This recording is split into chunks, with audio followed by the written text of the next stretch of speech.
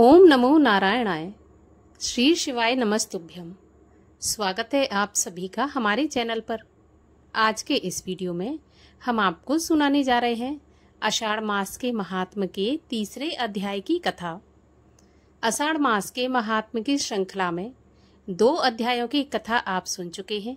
अगर नहीं सुनी है तो आप 2 अध्यायों की कथा अवश्य सुनिए, तभी आप तीसरे अध्याय को समझ पाएंगे। और आगे के अध्यायों की कथा सुनने के लिए चैनल को सब्सक्राइब अवश्य कर लीजिए। साथ ही अगर आज की ये वीडियो अच्छी लगे तो लाइक करके शेयर कर दीजिए और कमेंट में अपने विचार भी अवश्य लिखिए। तो चलिए अब हम शुरू करते हैं आषाढ़ मास के महात्म्य के तीसरे अध्याय की कथा।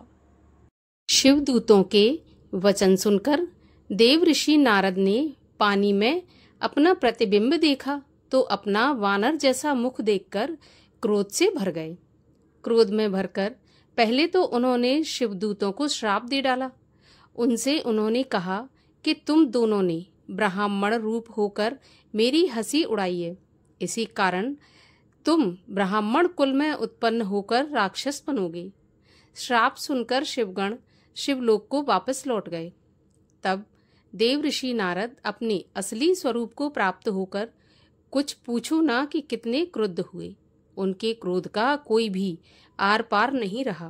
उन्होंने निर्णय किया कि या तो मैं विष्णु को श्राप दे दूंगा या फिर अपना शरीर त्याग दूंगा।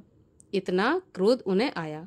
ऐसा सोचकर नारद जी विष्णु लोक में भगवान श्री विष्णु के पास पहुंचे और भगवान श्री विष्णु को विश्व मोहिनी के साथ बैठे देखा।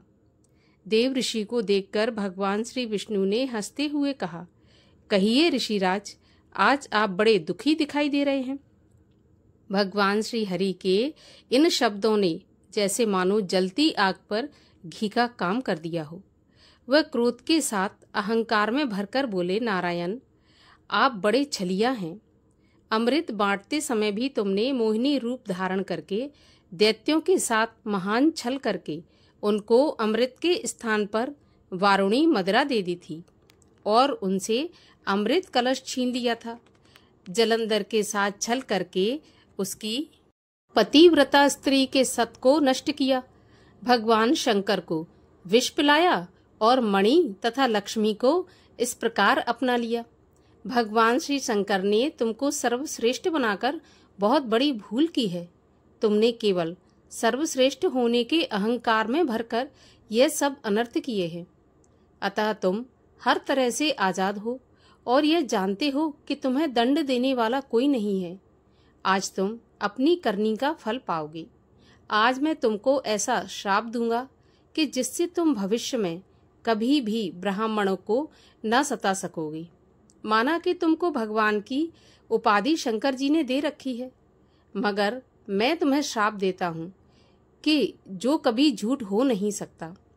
तुमने मनुष्य शरीर धारण करके मेरा अपमान किया है। बस इसी रूप में तुम मनुष्य राजा होगे और इसी प्रकार स्त्री के वियोग भोगोगे। जिस प्रकार से तुमने स्त्री कलेश में मुझे दुखी किया है, तुमने वानरों जैसा मेरा मुख बनाया है, इसलिए यही वानर तुम्हारी सहायता करेंगे। तुमने स्त्री के लिए मेरा अपमान किया है, इसलिए तुम मनुष्यों की भांति स्त्री वियोग में दुखी रहोगे। भगवान श्री विष्णु ने भगवान श्री शंकर की इच्छा जानकर यह श्राप अंगीकार कर लिया। ठीक उसी समय भगवान श्री विष्णु की माया ने देव ऋषि नारद को अपने जाल से मुक्त कर दिया। भगवान श्री विष्णु के साथ जो कन्या दिखाई दे रही थी वह अदृश्य हो गई और देव ऋषि नारद जी का माया द्वार लुप्त हुआ। ज्ञान फिर से उपस्थित हो गया। तब नारद जी पछताने लगे और कहने लगे कि यह सब मैंने क्या कर डाला। उन्होंने भगवान से कहा, भगवान, आपकी माया को कोई नहीं पा सकता। मैं अपने आपे में नहीं था। हे नाथ, मुझे क्षमा कर दो। मैंने अज्ञान के वश भगवान श्री शंकर की माया से मोहित होकर आपको श्राप दे डाला है। अब मुझे घोर नरक में जाना पड़ेगा। प्रभु, अब कोई ऐसा उपाय कीजिए जिससे कि मैं इस पाप से मुक्त हो जाऊं। मुझे नरक की यातना से बचाइए भगवान, मैं आपका दास हूँ। इतना कहकर देवऋषि नारद भगवान श्री विष्णु के चरणों में गिर पड़े।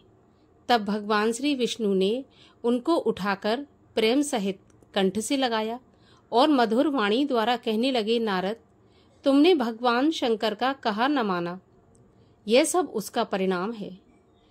वे परम ब्रह्म सच्चिदानंद निर्गुण निर्विकार हैं। उन्हीं के वरदान से मैं सर्वश्रेष्ठ बना हूँ।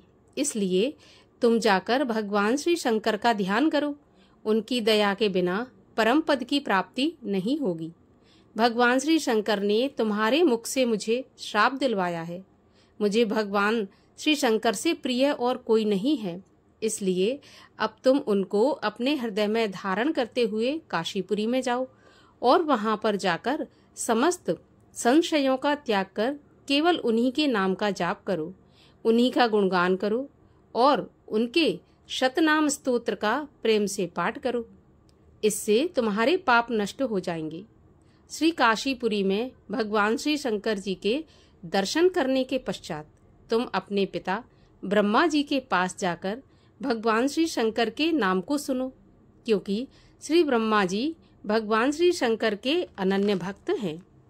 श्री सूत जी बोले, ऐसा कहकर भगवान श्री विष्णु अंतर्ध्यान हो गए और देवऋषि नारद वहां से काशीपुरी को रवाना हो गए।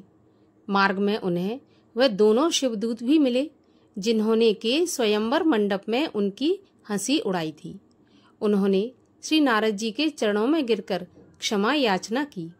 उन दोनों की प्रार्थना सुनकर नारद जी बोले, हे रुद्रगणों, श्री शंकर जी की माया से मोहित होकर मैंने ये अनर्थ कर डाला, लेकिन मेरा वचन असत्य नहीं हो सकता।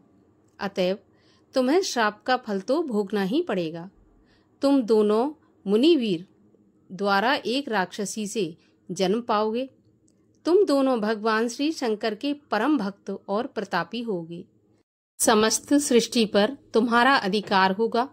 अनेकों सुख भोगने के पश्चात भगवान श्री हरि विष्णु अपने दूसरे रूप में आकर तुम्हें मुक्ति प्रदान करेंगे।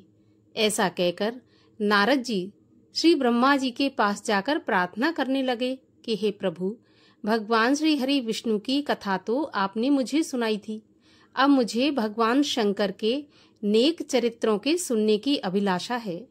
मैं जानना चाहता हूँ कि सदाशिव सृष्टि के आदि में किस रूप में आते हैं, सृष्टि के मध्य में उनकी कौन सी लीला होती है और सृष्टि के अंत में अर्थात सृष्टि के प्रलय काल में वह सदाशिव परमेश्वर कहाँ निवास करते हैं और प्रसन्न होकर अपने भक्त को क्या देते हैं। आप भगवान सदाशिव के सभी चरित्र मुझे सुनाइए। इसके आगे की कथा सुनेंगे आप अगले वीडियो में। तो अगला वीडियो देखने के लिए और पिछले 2 अध्यायों को सुनने के लिए अगर आपने चैनल को सब्सक्राइब नहीं किया तो चैनल को सब्सक्राइब अवश्य कर लीजिए। साथ ही आज की वीडियो कैसी लगी उस पर कमेंट अवश्य कीजिए।